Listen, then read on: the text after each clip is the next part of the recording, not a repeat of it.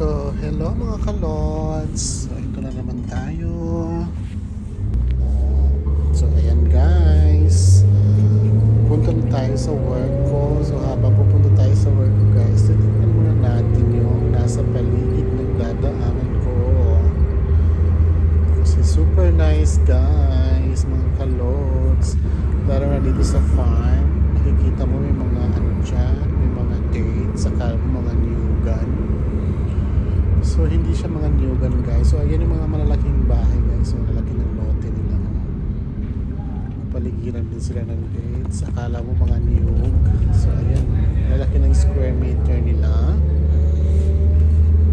So, ayan na guys. Papunta na kami ng sa work ko yan.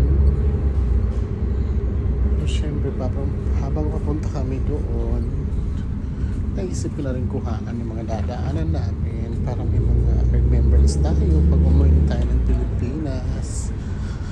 At syempre,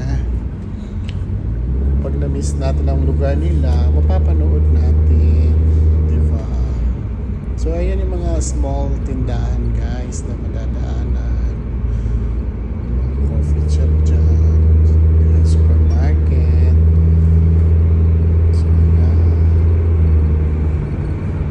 So ayan naman yung mga ano dyan, mga small restaurant. So ayan na siya guys. So makikita nga pala rin nyo guys ay wala siya masyadong ka-traffic. It's a morning time yan. Dapat nga ma-traffic kasi morning time, diba? So here in Oman, kabaliktaran ka. Kasi wala talaga ka-traffic guys. So nandito kami sa stoplight. Siyempre